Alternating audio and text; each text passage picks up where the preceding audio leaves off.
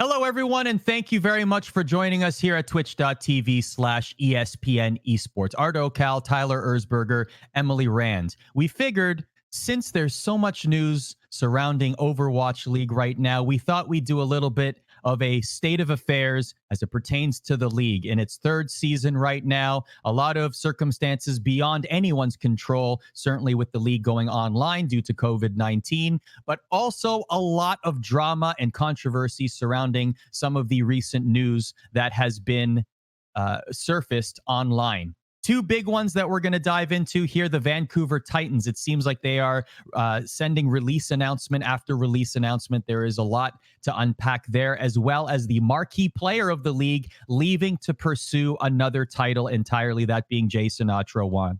So, Emily, let's start with the Vancouver Titans. What do we know about what is happening with that team?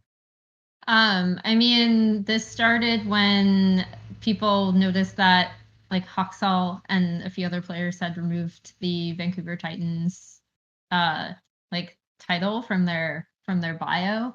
And then today we've already seen a few announcements. I don't think those will be the last announcements that we see from the Titans. For me, from what I know about the situation, I think that this is unfortunately an internal dispute that may not have happened if we hadn't had a global pandemic, to be quite honest. And it's unfortunate because it's yet another thing on top of everything else that's going on in the league. But this isn't like, oh, they're retiring and leaving for Valorant, right? This has absolutely nothing to do with that. It doesn't even necessarily have to do with some of the other problems that the league is having. From what I know, it's actually just an internal dispute between the ex-Runaway roster and the Vancouver Titans. And for me personally, it's just really sad. This is an insanely good team that was beloved, right? They were, Runaway was just such an amazing story when they were coming up. What Flowervin and Runner built with this team is amazing. This roster came onto the scene and everyone was kind of we don't know how well they'll do in the Overwatch League, and they blanked everyone for the first almost two stages last year. They made it to finals where they lost, but this is an insane roster. It's sad to see this happen. It's sad to see how it's happening, because it just seems like it's an irreconcilable difference. And I don't know how many players are going to be leaving exactly. I don't know who's going to be leaving. I just think that there will be more announcements today. And it's just for me, as someone who I'm not going to say I was as big of a Runaway fan as other people, but watching this team was incredibly fun and their story was incredibly special. And it's very sad to see it not only end, but end like this. So we have Janu and Pajian, who are two official announcements from the Vancouver Titans. Certainly based on what's out there, you might surmise that more official announcements will be coming. Tyler, how crazy is it that when you look back at the grand finals in season 2, you had the Vancouver Titans on one side, Sinatraa and the San Francisco Shock on the other side, and now you have Sinatraa leaving Overwatch entirely, retiring from competitive Overwatch to go play Valorant, signing with Sentinels. And now you have at least 2, possibly more, maybe all of the Vancouver Titans roster gone. I mean, you're also forgetting that the season 1 champions, the London Spitfire, sold everyone off and rebuilt with a much cheaper roster around South Korean prospect. Yes. So not a lot of consistency in Overwatch League. And I think that's going to be a big discussion point as we go through this next hour of the issues that kind of plague the league. There's consistency is not one of the strong suits of the Overwatch League. Outside of GOATs. I mean, GOATs was the most consistent thing about Overwatch League. Everything else has been quite inconsistent. That's probably a challenge. If that's the most consistent thing, maybe not the best thing. No. So we wrote a roundtable. I just linked it there. Our ESPN Esports account will link it as well. We dove into the State of Overwatch League in 2020. And I'm sure that more conversation about the Titans as well as Sinatraa will come up naturally as we talk about this. But with everything that has happened, let's generalize this question. Hero pools and the May tournament and all the testing that has been happening this season with Overwatch League going into its third season, with the increased number of teams and the different change in schedule even before the season started, and what was happening with homestands, etc. What would you say, Emily, the state of Overwatch League is right now? Not great.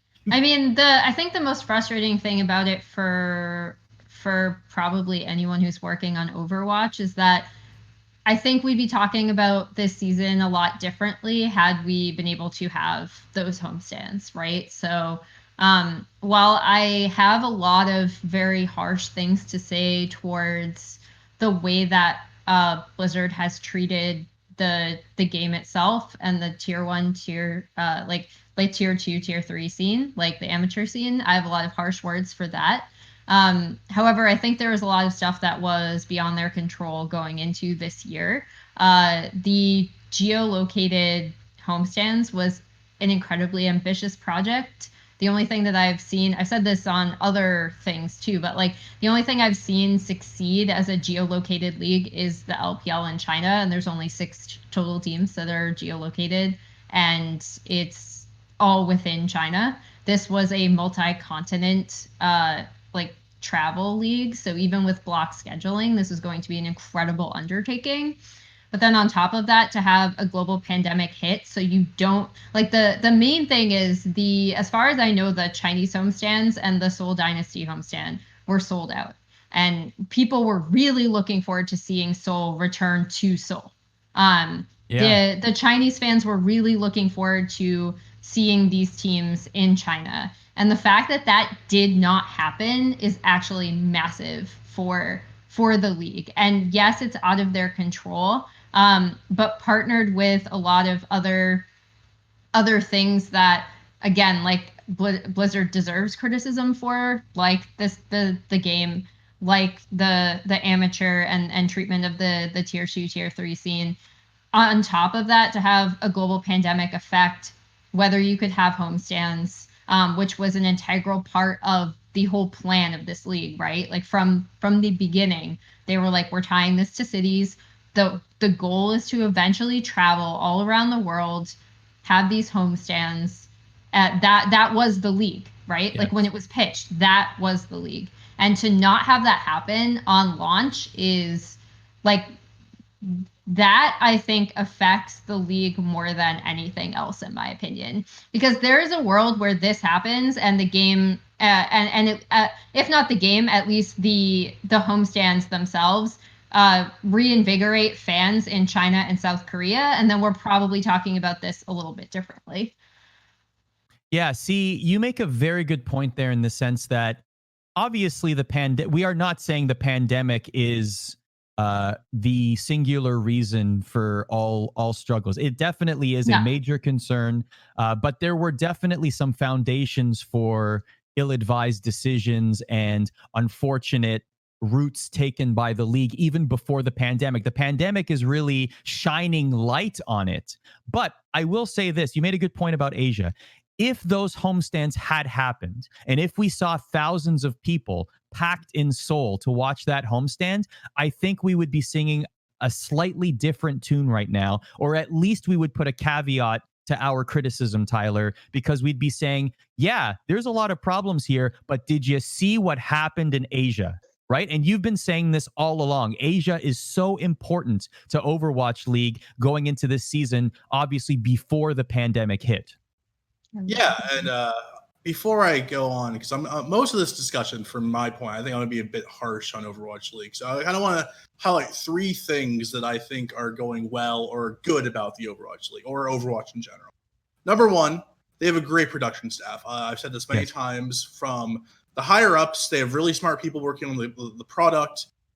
From Bren, Sideshow, Reinforce, Zoe, ZP, Jake, like they have an all-star cast of personalities. They have some really, really great people. who can make, drawing, balls out of a tumbler exciting and fun. Like they're from their personality and from the product and that side, the production side, they have really smart people running it, and they're really good on that, I believe. And when they're able to show their personality on broadcast, it really shines, and they can carry a broadcast even when the games aren't great. Number two, they have really good fans, like diehard fans. And we're talking about the Seoul and the Shanghai sellouts, right? Overwatch in China doesn't matter. I've talked to people in China. What is the relative popularity of Overwatch compared to the LPL, the League of Legends League in China? And Chinese fans laugh at me, and they're like, it's comparing, minor league baseball to the NFL. The numbers it's a giant versus a pebble. But those diehard fans, with due respect to minor league baseball, by the way. No, of course. No, due respect. But the thing is, Overwatch is some of the most diehard fans. Like when Sinatraa retired to go to Valorant, there were fans who have entire pages just dedicated to like the San Francisco Shock. And when I go to an Overwatch event, I see jerseys from every single team. I've gone to every esports event imaginable. And a lot of esports, it's usually the top teams who are the only merchandise out. If you go to a LCS match, it's 90% Team Liquid, C9, and TSM. But for Overwatch League, almost every team is represented. Every team so they have really good diehard fans. I give a lot of credit to the diehard fans of the Overwatch League. They will follow this league to the end of the earth. And finally, while Overwatch is a casual game, as I think right now, I think a lot of the players in the league would say it's being catered to the casuals, especially if, hero pools being directed from not pro play, and it's universal, and it's not a great time if you're a pro player. But we can't say Overwatch is not a success. It's one of the most bought games of all time. So even though I think the esports scene is failing, the game itself is doing great. I'm sure Overwatch 2 will sell awesomely. PvE is Blizzard at its best. It'll be great. But outside of that, the esports scene is incredibly disjointed, and it feels like they have no clue how to fix their problems and the dwindling viewership. It feels like they're playing whack-a-mole, trying to fix what's not working, and they just can't find the right solution. It just feels like they keep changing things to try to find the solution, and they just keep failing. It's like, Goats is killing our league. 2-2-2 will save us. Oh no! Oh, everyone's playing the same thing. Hero pools will save us. Wait, hero pools is disjointed from online, so the pros can't practice hero pools online. We have to fix that, and we have to combine them. Okay, we'll combine them. Well, we combined hero pool. Wait, that's not working either. And so it just feels like every week it's something new, and it feels disjointed, and there's no consistency. And as a spectator sport, that's not what you want. And keep in mind that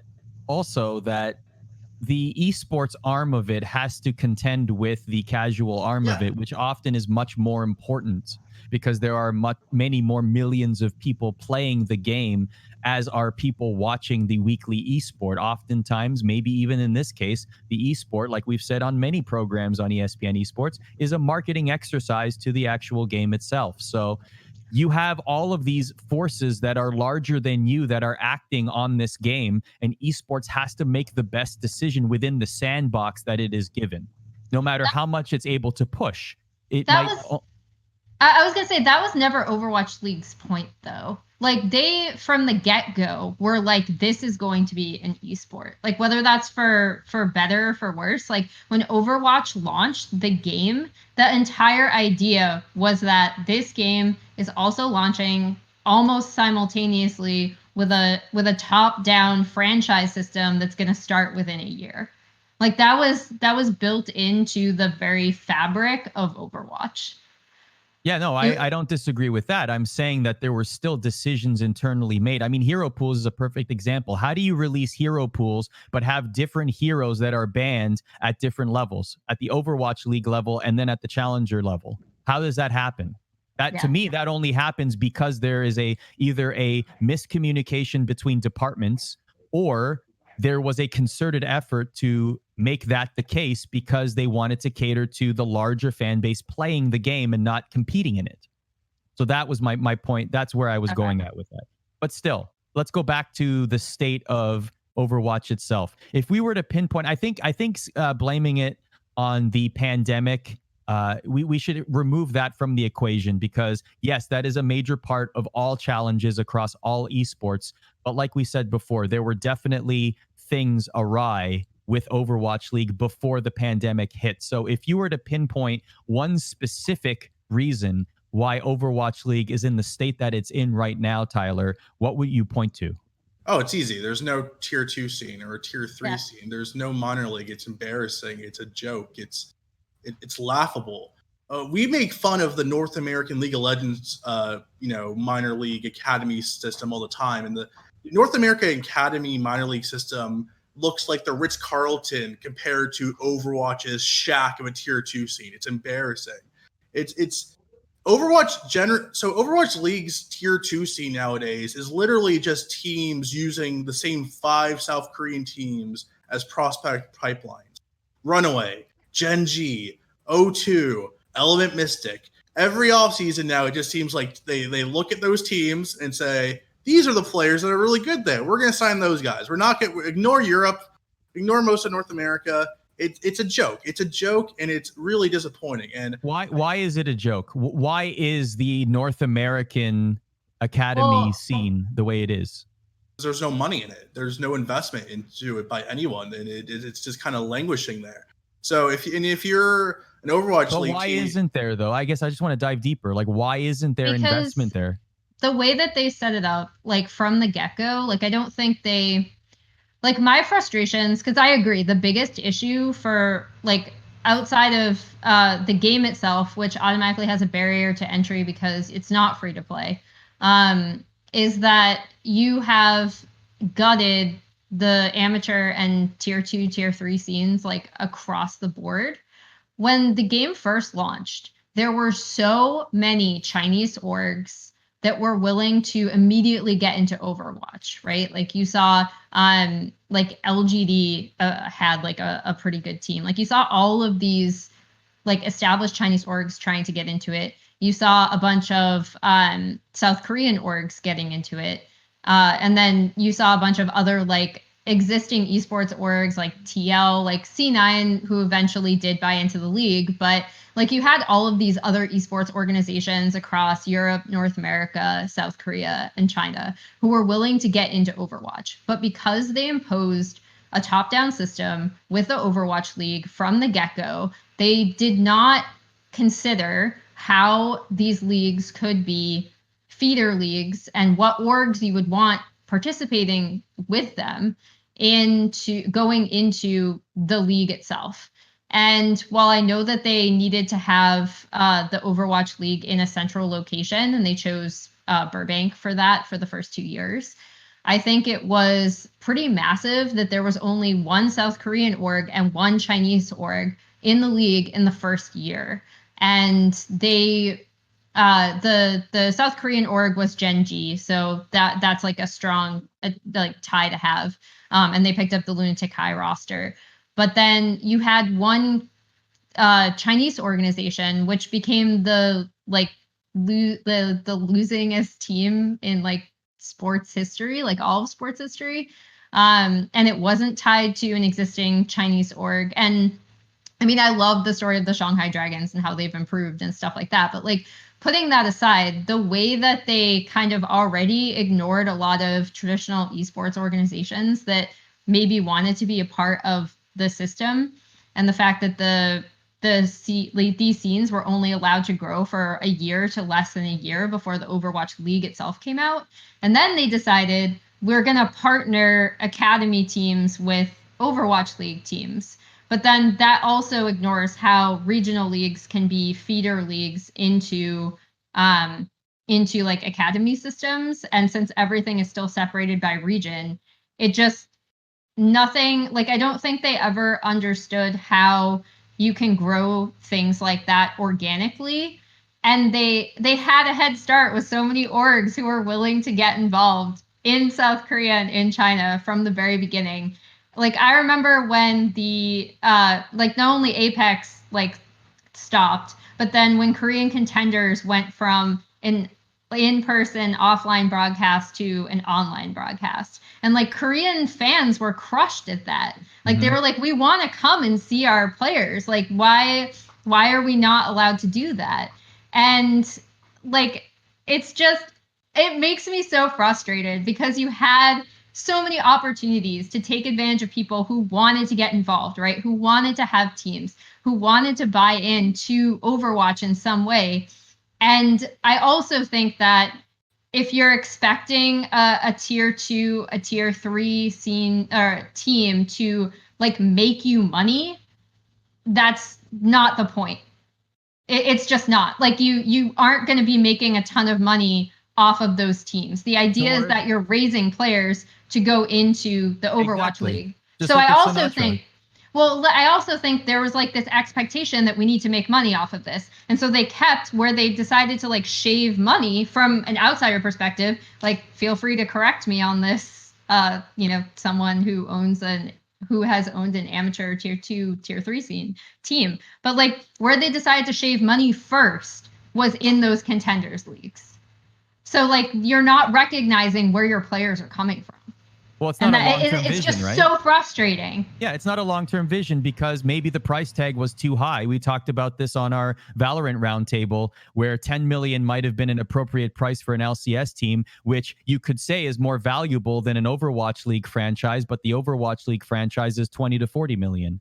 Somewhere in between. But it's also like you're expecting an immediate return on investment from your contenders team. Like, no, the return on investment from that team specifically is not to make you money. It's to make players that then go into the Overwatch League and then make you money. Like, I think the whole idea that these teams have to be profitable is wrong because the profit is in the talent that you're farming, not money. Does that show a short-term vision then? Even if you're investing that much money, you're expecting because esports is so big and it's blowing up and all of a sudden you're going to invest this $20-40 million, whatever it is, whatever the price tag is for an OWL franchise, but you're expecting to sell it and you don't care about the contenders teams because you don't have a long-term vision for this league anyway.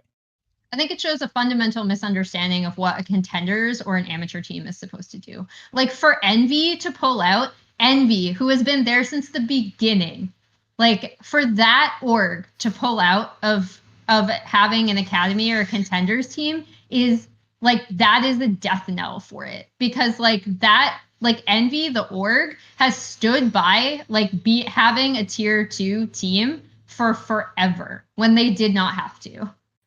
Tyler, we're going to talk about Valorant in a second because I think that just the idea of a new game on this scene does impact it as well. But this is a question from the chat. Sluongo19 says, do you think the game going free to play would help overall? And you can add Overwatch 2 to this conversation as well.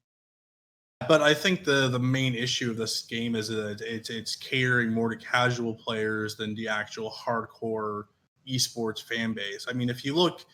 it's a small sample size. I mean, not really, but if you look at League of Legends subreddit, 99% of the content is about esports. Go on this.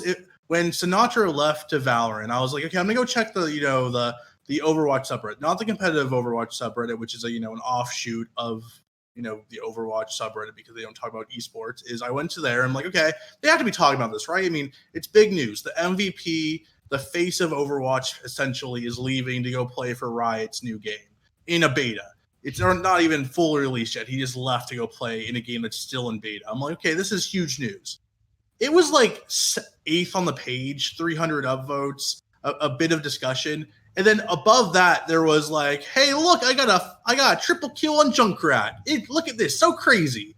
And it's like, it's just a slew of play the game clips. And I think that's what Overwatch is. People would much rather talk about their, ho-hum, really not that impressive, triple kills with a Bastion or an Echo than actually talking about the nuances of why the Shanghai Dragons are a world-class team. They just don't care. And I think that's fine. Look at Fortnite. Fortnite knows they're not an esport. They have never once said we're an esport. They are a Fortnite competitive scene. They are a competitive scene that they know that at the end of the day, Fortnite will always be Fortnite, and they will always add dumb mechanics to the game that make it not an esports integrity type title.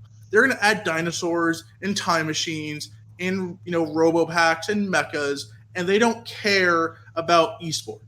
And I applaud Fortnite for that.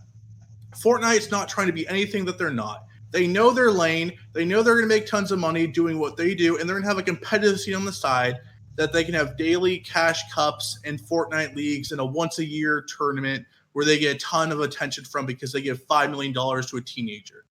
For them, Overwatch, Three, Tyler, three.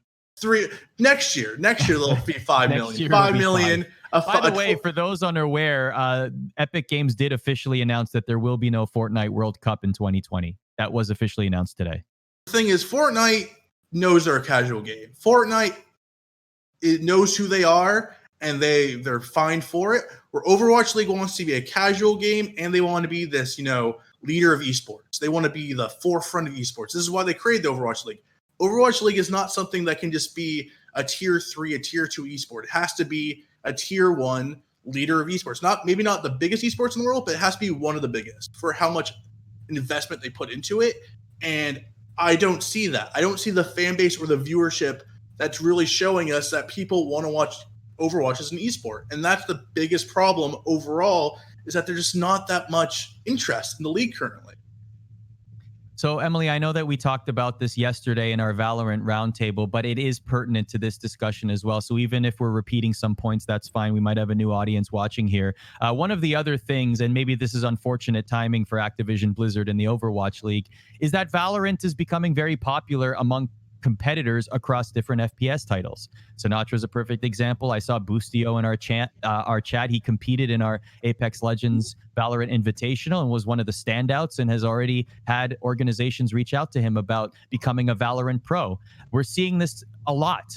Psalm, you mentioned Fortnite. Fortnite World Cup runner-up, decided I'm done with Fortnite, going to Valorant. How much of that timing is going to be a detriment to the Overwatch League? How many more Overwatch League pros do you see taking Sinatra's example and maybe fleeing to greener pastures?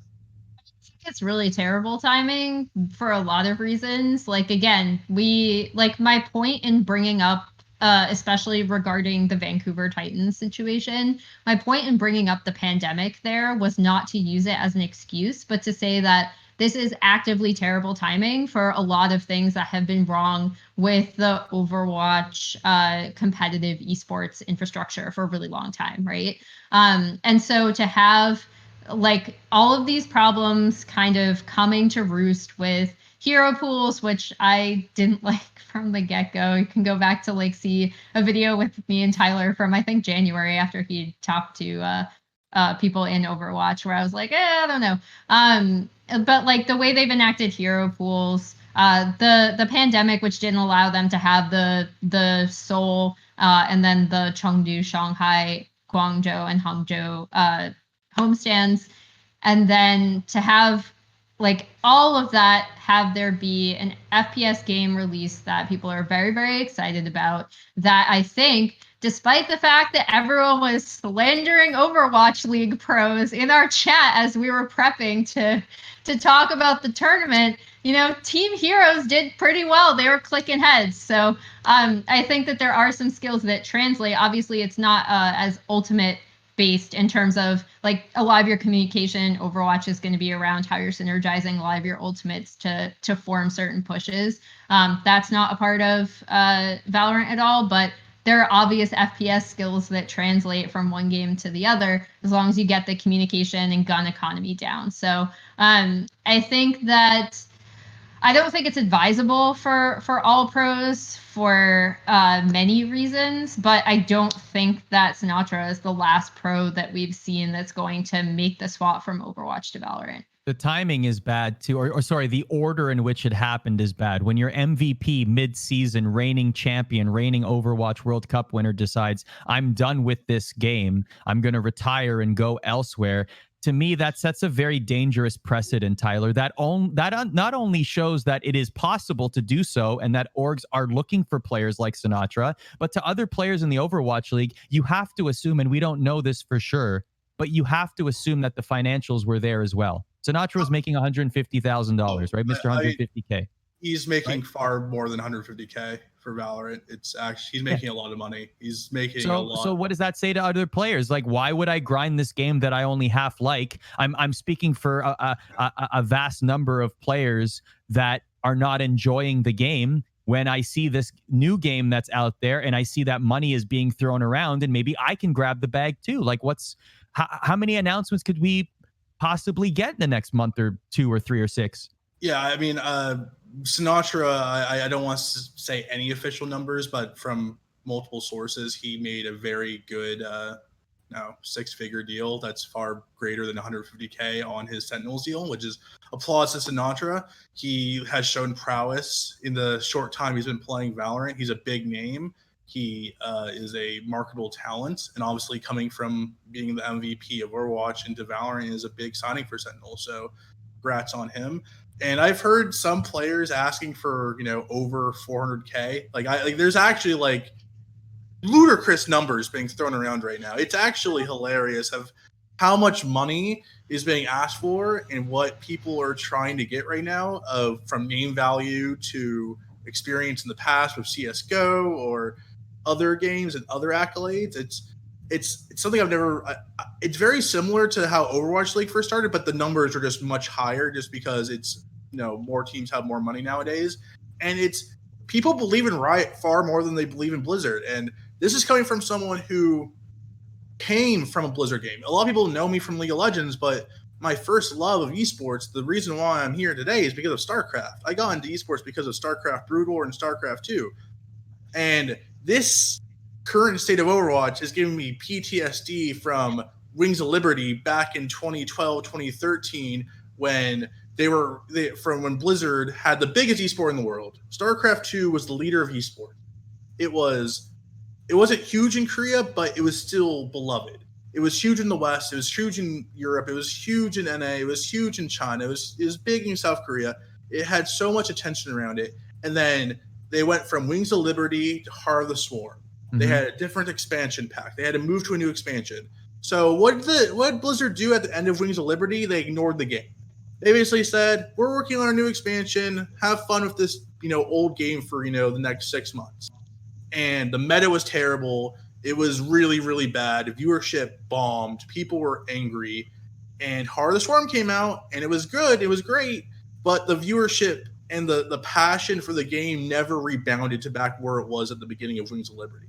And it feels very similar currently, where Overwatch is like, hey guys, I know right now is not great, but right around the corner, there's this beautiful thing called Overwatch 2. And we're going to have all these new heroes and a new push match. And we're going to have all these new wonderful things for you guys. Just wait. We're not going to give you a date, but it's coming. And when it does, it's going to be magical. And it feels exactly like how it was with StarCraft, where it's like, okay, I guess we got to wait for Heart of the Swarm. And for me, it's like, unless Overwatch 2 is the greatest thing ever invented, I don't see the viewership just bouncing back up because you add 5 new heroes, a new map, and a new, push mode. It really feels like they're in limbo right now, and it really is showing that Blizzard has fumbled esport after esport after esport, and it's not just a one-time thing, it's a trend. Let me go back to Sinatraa for a second. How much of his decision do you think, if you were to put a percentage to it, how much of it was passion? I don't care about Overwatch anymore. I don't like this game. I want to do something else. And keep in mind, he's still, how old is he? 20? Like, he's still very young, right? Yeah, so 20, let's keep in mind that he's very young. So he's very, very early in his, presumably in his esports career. But what percentage would you say is passion and grinding the game and he just fell out of it versus money? I think it's passion. It's definitely passion. Yeah, if you read his tweet longer, he's actually like really honest and upfront about like the fact that it was definitely passion. It's a very easy thing, Arda. You have a game, Overwatch, where, oh hey, now we're 2-2-2. Now we're hero pools. Now we're universal hero pools. Now we're changing 20 different things every other week. And it's a casual game, marketed to a big casual fan base. And then you have Valorant, where the devs literally come out and say, this game's not going to be for everyone. We are going to make this a very competitive game. The graphics aren't the best. No, because we want to make this the best possible game for the players. And we want this to be a competitive game where there's not a lot of clutter of graphics, which Overwatch, if you haven't watched it, there's a lot of clutter of graphics. It's very hard to watch when you have it is. 20 shields, 20 lasers, 20 bombs going off at all at the same time. It's not the greatest spectator sport. Where you have Valorant where they're like, hey, we're going to update you every day. We're going to update you with patches every 2 weeks. We are going to make this a competitive title. And if you're Sinatraa and you're saying, Blizzard's track record is StarCraft, which was great when they were hands off. When they put their hands on StarCraft 2, it died after a few years. I'm not saying it's totally dead. It's still very popular in its, there's the European scene and it gives good viewership and all that, but it's nowhere near where it was when I was covering it. And it used to be the king. Now it's maybe the 10th or 12th biggest esport in the world, so it's gone down a lot. Here's the storm. Blizzard just kind of said, hey, guys, yeah, we're going to have a new season next year, and then just said, hey, yeah, you guys are all out of jobs. Sorry. So here's Storm, gone. Hearthstone, on life support. Everything that's with Blizzard is not a great track record when it comes to esports. When you look at Riot, they've had one esport, League of Legends, and they've built it into a worldwide phenomenon where there's 100 million people watching the finals. It's the second biggest sport in China, and players are making millions of dollars. So if you're Sinatraa, who's really good at clicking heads with really good aim, and you are a very competitive 20, 21-year-old person with 3 or 4 years left in your prime, what are you going to bet on? Are you going to bet on Overwatch League and Blizzard, who have shown that they have fumbled esports time and time again, or Riot, who has shown that they can build an esport into a mammoth? And I would take the game that they're saying is going to be competitive, and we are suited towards competitive players. And I can see why Sinatraa is excited, because even if he fails, he'll know he failed because of his own talent, not because of the game itself. I mean, I also think that there's very little comparatively for him versus other players to lose in making the switch, because again, if you read his tweet longer, he makes it pretty clear that it was about his own passion for the game. The fact that I think the Shock were one of the only teams to successfully have a rotating roster for any significant amount of time. That's very difficult to do, to tell people that they're going to be on the bench depending on hero pool. And I don't think the hero pools for this year were working as well for his specific skill set. Additionally, and he's already won MVP and a title. So yeah. So he's won pretty much everything that's available in Overwatch. Once. And if he doesn't have the passion of the game, for the game, and he has already that many accolades under his belt, I can definitely see why he's I feel like I've accomplished everything I can within this game specifically, and I don't like it anymore. And someone like him in a position that he is in has the luxury to walk away and say, this isn't for me anymore. I'm going to seek out, another game that I think is going to be really fun for me. Fair enough. That's a good, yeah. And I did read his tweet longer, and it did seem like that's where he was coming from. And money is not as big a concern to him as it might be for other people. I would never discount anybody making a decision based on money, especially people trying to grab the bag. Totally fine. But that begs the question now when we look back at Overwatch League and everything that we've talked about here. And if you're just joining us, we had a very long conversation about the state of Overwatch League, including all the news that came out this week, the Vancouver Titans, what on earth is going on there, as well as Sinatraa and others leaving pro Overwatch to pursue Valorant, and everything that has come out of Overwatch League this season, hero pools and tournament format coming in May, etc. But now that begs the question. Let's now think about how this league can right the ship. Let's think of solutions here. We're talking a lot about the challenges and the problems of this league. What can Overwatch League, what can Activision Blizzard do in order to fix Overwatch League such that it rightfully earns that top tier esport title that many people do not perceive it to be right now? Emily, what do you think? No, I mean, I think the May tournament is a good start, to be honest. I think you have to find a way to somehow, because I do dislike how so many things in people's mind come down to competitive versus casual. I don't think it necessarily has to be that way. There are so many fans and China is an outlier, but there's so many fans in China that follow League of Legends that don't even touch the game, right? So I don't think that it necessarily has to be a clash between those two things. But I do think that Blizzard hasn't married them well enough to market one with the other. So they need to do that better. But like there's I think two things. The two things that I would look at would be trying to stabilize your meta so it's like a better viewing experience. I don't know how attached they are to hero pools, but I would try to stabilize it like as soon as possible so it's just a better viewing experience. So it's a better preparation experience for coaches. It's been like mad props to anyone who's a coach in Overwatch League right now, honestly, because I cannot imagine how tough it is to prepare every single week to try to see what you're going to do with these hero pools and organizing scrims. And then maybe you didn't practice the right thing and another team came up with something different. So, man, we have to pivot really, really quickly for our other match that we have this weekend. But then additionally, like my main gripes, like I said earlier, with what Blizzard has done with Overwatch is actually with the tier 2, tier 3, and amateur scenes. And there's no like quick fix for that, because basically what you'd have to do is reinvest the money and the time and the effort to build it up. And that doesn't seem like something that they want to do. And honestly, I don't know if it's something they can do at this point, because asking team owners and the company itself to be like, let's re-inject these funds into, you know, having an offline tournament in China, having an offline tournament in Korea, which might not even work right now because of the pandemic. Mm-hmm. You see how all of these things are kind of like backsliding and tying into each other, right? But then additionally, like you're already presumably losing money, and I can't imagine that owners are particularly happy with the state of the Overwatch League right now. So on top of that, asking them to, I'm making a dramatic understatement. I know they're not happy. They're not happy. Asking, being nice, Tyler. Okay, I'm trying to be nice.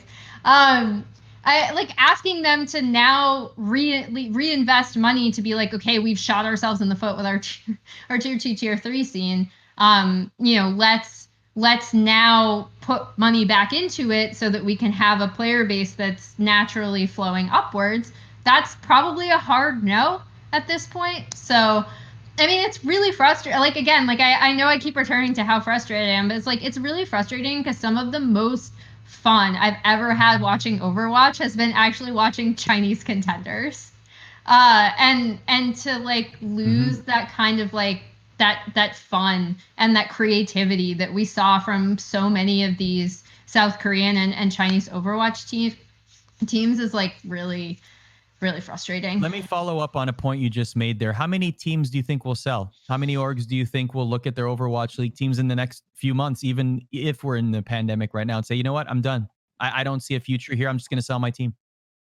Who would buy it? It'll be well, I mean, yeah, that's like how are they getting rid of us, right? I'm saying right now, if teams could sell what they bought in for, many orgs would be selling their teams right now, and they would be laughing off and running hysterically down the street celebrating. What do you think the price tag is right now? Honest assessment, 5 million? I have no idea. 10 million? I'd have to actually look into it, but I would. It's nowhere near what they bought it for, and that's the reason why I don't think we're going to see teams just selling off orgs, right? Like if they could make. Someone in chat said 2 million. That's 1800 said 2 million. That's a rough devaluation. Here's the very, very rough devaluation. Here's the thing. True. If true, if it was 2 million, then no, like no team would sell because it's a waste of money. You just go down with the ship, right? You're losing so much money anyways. You might as well go down with the ship at the end of the day. And I don't think Overwatch League is gonna just go away. I don't think it's gonna fold. I don't think it's gonna go away.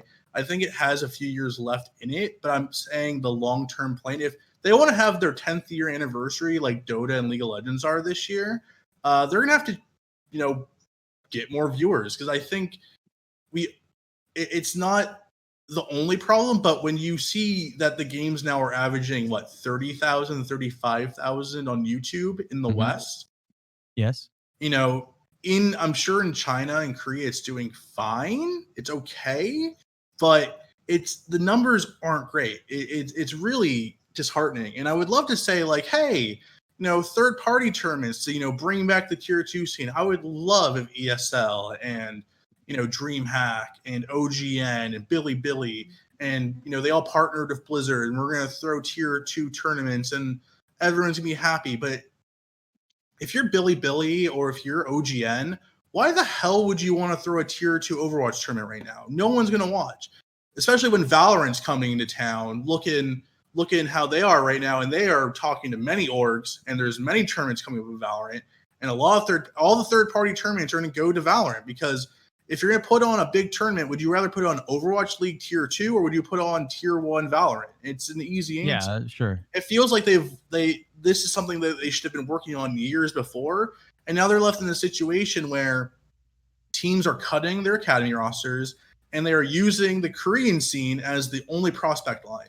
What happens if Runaway one day is just like, hey, we're not making enough money in Overwatch. We're just going to go Valorant. We're just going to go make a Valorant team. Or if Element Mystic closes their doors. What happens if Overwatch becomes less popular in Korea, as it is? It's declining in popularity. Mm-hmm. What if there's less stars coming from Korea? Where do you pick up players then? Because there's no other way they're scouting. They're just using the same 5 teams to scout their players. When you have only one prospect pipeline, and that pipeline shrinks even a little bit, it takes down the entire structure of these teams who are using that pipeline to fill their teams. It's just really, really disheartening. And it's I don't blame the teams for taking shortcuts, especially when they don't want to lose more money.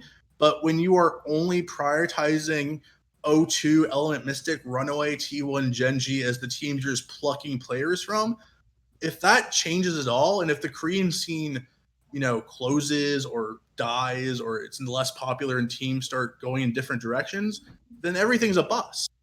Yeah.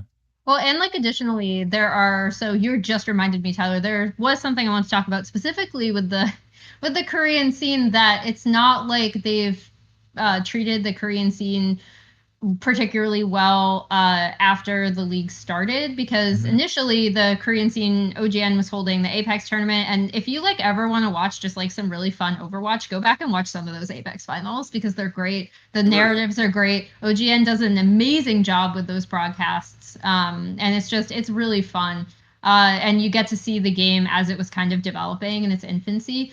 But on top of that, one of the things that happened kind of around the same time as when I started hearing about it as the league started, but more specifically towards the end of season, the inaugural season of Overwatch League, and maybe the beginning of last year, was that South Korea, their competitive ladder was having a massive issue with multiple stacks of boosters. So the actual competitive experience for someone who is really, really good at Overwatch was incredibly awful. And Korean fans and players repeatedly reached out and were like, Blizzard, please fix this. This is terrible. We don't want to play if I'm one person and I get a 5 stack and these guys are all from a boosting farm, like Team Far or whatever. And, they all have the same tag and they're just boosting accounts constantly. And it's actually something that I don't think people talk about enough, especially when talking about why, when some players who had boosted came to the league, why other South Korean players were so pissed off about it, is because this actively has made the actual ladder experience, so the quote unquote the first step in the path to pro, was so miserable that you had South Korean players already quitting because they're we don't want to deal with stacks of boosters if you're not going to help us out. It's tangentially related, but it's another thing that's part of the player experience that's important, because as Tyler mentioned, if most of these teams are solely relying on South Korean academy teams to feed their Overwatch League teams, and on top of that, there is this history of having a really terrible solo queue experience for Overwatch. That's another facet of what has been going on for the past 2 years. Let's end on this, coming back to Overwatch League, and in particular, what we might see in the future. Obviously, we don't know when we'll go back to normal. We don't know if we'll see a homestand in the foreseeable future. We may not see one for 6 months, 8 months, a year. We don't know. We probably won't see one until season 4, maybe beyond that. But I going into this season, and I know I said this previously, and Tyler, Emily, this was something that we've brought up a lot, you two in particular, Emily, you, about Asia and how integral Asia is to the success of Overwatch League, in particular, just that visual of the homestand. And that could be the singular selling point to an advertiser. Look how successful this game is in Asia, in China, South Korea. Look at the fans, look at the interest, and that could really optically be great for the league. Do you think we'll get to that point? And what I mean, I'm not saying will the league fold before we get to the end of the pandemic. What I'm saying is, are we giving the league that was the expectation going into this season? Will we still have that opportunity to capture that if you're Overwatch League when things go back to normal, or has the time passed now and there's too many concerns and we're in too deep now and Overwatch League is beyond repair? I actually think that if you do want to somehow capture it and revitalize the league, outside of all of the stuff that we've already said about the game and the tier 2 scene, I actually think it's not necessarily a bad call to still try to have homestands. Because, like, for example, I know you guys went to, or Tyler went to Dallas. I was in New York. I mean, these were very successful events in person. In Washington too, I was there. There was a good homestand. Yeah, and and I heard the Philly one, even though I didn't attend, and neither of you guys attended. I heard the Philly one was really good too. So you have a player base that's already there, even in, or a fan base that's already there, even in North America, which is comparatively small to what you might be able to turn out at a Seoul homestand or at any of the Chinese city homestands. That was already these were really good events. Like the NYXL event was great. It was super fun. Fans were incredibly engaged. The place was packed. They did a really good job putting it on. I think that could be a way to get people reinvested in at least some of these players and the teams if you are able to hold those. I mean, the issue then comes with, okay, now are we dedicating money towards a travel budget and all that other stuff, and what are logistics going to look like? But I think that trying to get that fan base by having homestands could be a way to get back in it if they're advertised and merchandised properly. So yeah, go ahead, Tyler. No, I agree. Obviously, I don't think we're going to see any NA homestands for the foreseeable future. Especially, I don't think we're going to see any homestands for season 3. I still think China is the biggest market. I think South Korea will be. It's always going to have its hardcore fan. It's going to be very similar to StarCraft 2 and StarCraft in South Korea, where I think the fans who love Lunatic High, they love Seoul Dynasty, they love Overwatch, are never going to go away in South Korea. I don't know about building new fans in South Korea, especially of Valorant. And then as someone who plays on the LA servers in Valorant, I can tell you that many Korean players have already gotten NA ID accounts for the beta. And there's a lot of Koreans playing, and they're very fanatically excited about this game. And from talking to people in South Korea in the esports scene, they think the game is going to be a huge hit, especially of how big League of Legends is in South Korea and just the aesthetic of Valorant will be to the fans in South Korea. I still think China is the one saving grace possibly for Overwatch. If they can pierce China, if they can somehow, some way, if they can be the mixer to, League of Legends Twitch, right? If they can just take that little piece of the pie in China, they would be so happy, right? Just the little piece of the pie in China, and they could actually get that fan base, and they can grow the Hangzhou, Guangzhou, Chengdu, and Shanghai fan bases. That can sustain the league for years. Those teams in China, if they can build those fan bases up, right now Overwatch is not, on the forefront of, I don't believe, anyone's mind in China. But I feel like if you do have those homestands and you do have those, on the ground, laced up boot movements where they're actually selling the game and promoting the game in these cities, in these hubs, and the people are coming to watch them, then something can happen. But I think right now for Overwatch League, all I really want is consistency. I just want a few months where I can expect the same, product where it's a thing of I don't want to tune in one week and be like, oh, all heroes with the letter A are banned on Tuesdays. Cool. But that's not going to happen for the foreseeable future, right? Like when do you think we would ever get that? What, homestands or no, just the consistency. Like we know that. I mean, hero pools are here to stay for now. Like, do you think they're just gonna? I mean, when I talked to John Spector, I was told about hero pools beforehand. We had a big long interview. I think he's a very smart guy, and as I said, a lot of people on the esports side and the production staff on Overwatch are brilliant. They're very smart people. Like they have a lot of really smart, good people working on this product. I just think the game is not the greatest spectator sport. I don't think it's the greatest esport. And he did tell me that hero pools are something that if they are not working, they will take them away.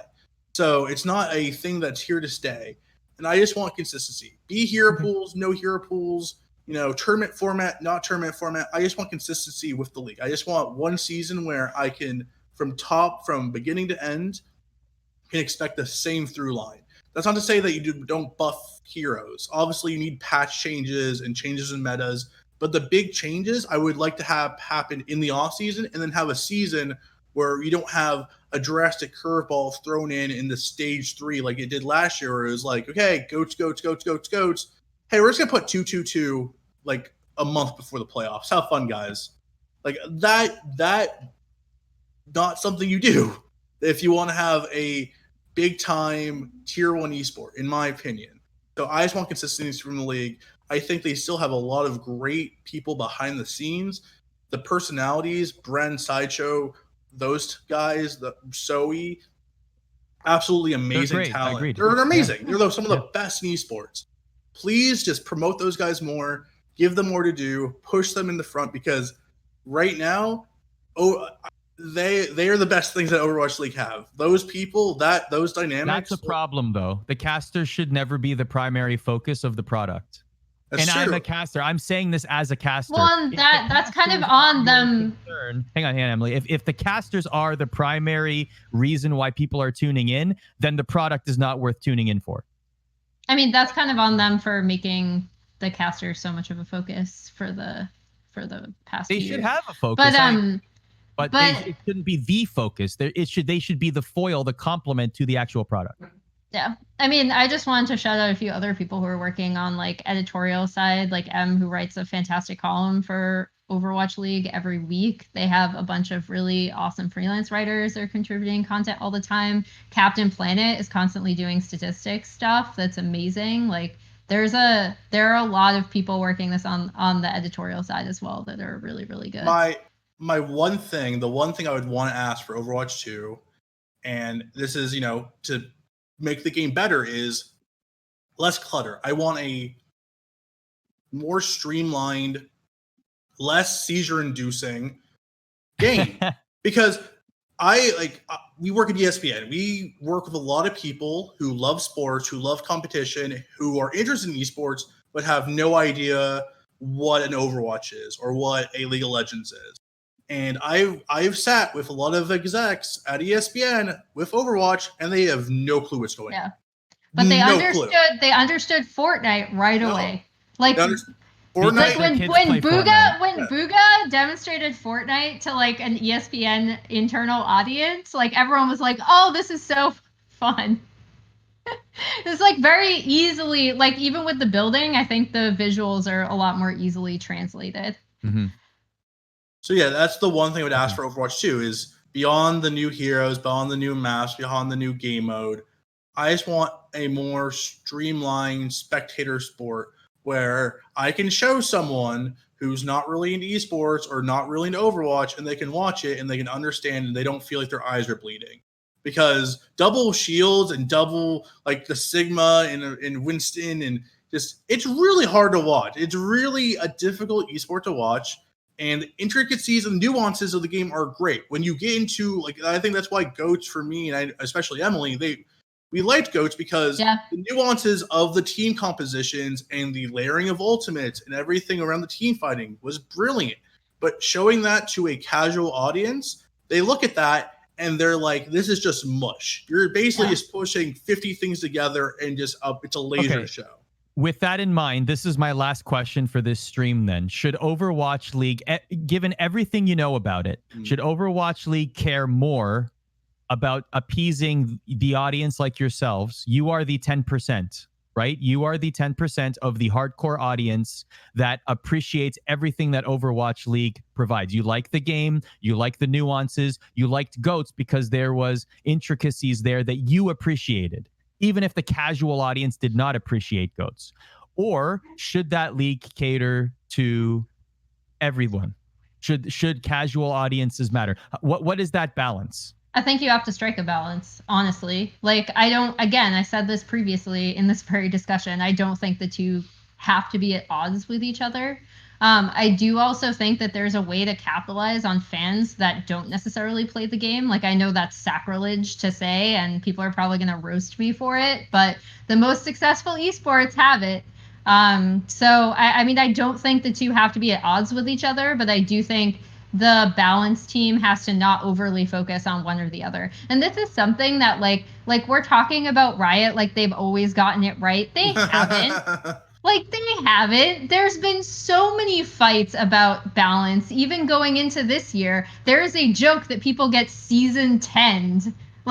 This is something that all major esports struggle with, finding a balance between the casual player base and the competitive player base. So I think that in order to have a healthy esport, you need to marry the two to a point where people are satisfied enough from both angles. The barrier to entry to play the game and have fun isn't terrible. And then the pros don't feel like they're making too many concessions by giving away things that affect the competitive integrity of a match. Yeah, I agree. I think it comes down to the viewing experience. And I think, for playing League right now, for me, I don't like playing League that much because I just don't enjoy the meta. I don't enjoy, the season 10 as much as, previous seasons. But you need to play Aphelios, Tyler. No, you just need to play Aphelios. As my dear friend LS would say, I don't want to play a Latios. He does a lot of things at a lot of times, and he's a lot of not fun. But I would have to say that League of Legends is doing amazingly viewership-wise, even when people aren't, there's people who don't like playing it. I still love watching League of Legends because it's a great viewer experience for me, and I think a lot of casual people who don't care about, playing the game. They still like watching their favorite teams. They still like watching their favorite regions. LCK just broke a viewership record with their final with over 1 million people watching on YouTube and Twitch. They're breaking records because people are caring about the scene. For Overwatch, it needs to be a better spectator sport, and it comes down to just that. Arda, would you, if you showed your wife Overwatch, what would she say if she had to watch that? She wouldn't understand a thing, but she also doesn't understand League of Legends. She's not an esports fan, so she wouldn't understand 99%, but she would understand Fortnite, to Emily's point. Exactly. I did. It's true. It always comes back to Fortnite. Wow. She would understand. But here's the last point. Here's the last thing I want to say. And this is based off of what both of you have already said here, and I think this is the key point here. If the game is a dumpster fire, if the game is unwatchable, if the game is not fun for both viewer and for competitor, you can put as much dressing as you want on it. You can put as much flash as you want on it. You can put as much sizzle as you want on it. But at the end of the day, that will not last because the dumpster fire will still be there. And if you believe the game is garbage, then at the end of the day, the league will also be garbage. For casual players, it's fun. So they're going to keep, posting their, 4K Bastion highlights on Overwatch, and they're still going to get upvotes. And at the end of the day, is that bad? Is that a bad thing if, the casual players are having fun with the game and they don't care about the competitive scene? Blizzard's still going to make a lot of money. The esports scene might die, but if it's a casual game at the end of the day, maybe go where Fortnite's going and basically say, hey, we have a third-party competitive scene. It's not the biggest esport, but we're going to focus on the casuals because it seems that's fine too. Yeah, that is fine. Totally fine. There is, like you said, a wealth of people that enjoy the game. There is a passionate, hardcore fan base for Overwatch and Overwatch League that will just enjoy it, which is fine. Anyway, those are our thoughts. We gave you a good hour plus of the State of Overwatch League. Sorry for the rants.